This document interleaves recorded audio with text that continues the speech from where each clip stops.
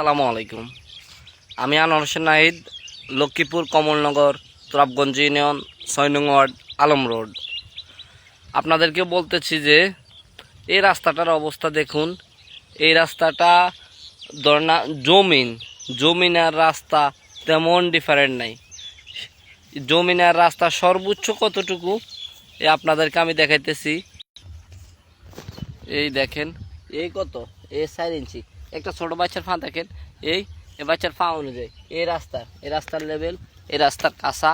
আমাদেরকে দেখেন, এই হলো জমিন, ঠিক আছে, আর রাস্তার কাঁচা কতটুকু ডিফারেন্স, অনলি ৪ ইঞ্চি। এ দেখছেন, এই ক্ষেত আর রাস্তা কোনো ডিফারেন্স আছে? কত, ৪ ইঞ্চি সর্বোচ্চ ডিফারেন্স।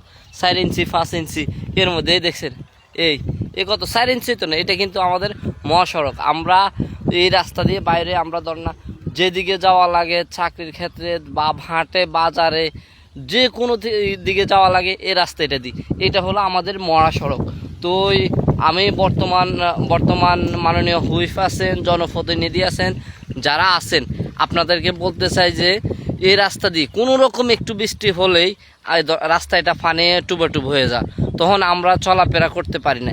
আমাদের সকল কিছুতে, আয়ের ক্ষেত্রে যাই হোক, ধর না দিন রোজগারের ক্ষেত্রে, মূল কথা হলো আমাদের রাস্তা এটাই হলো মেন মহাসড়ক। আমরা প্রধান রাস্তা এটা, আমরা এই রাস্তা দিয়ে চলাফেরা করি।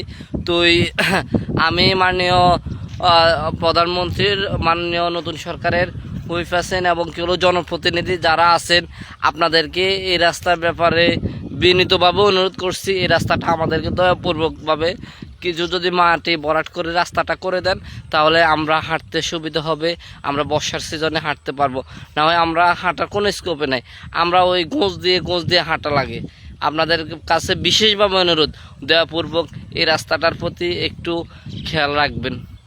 ধন্যবাদ।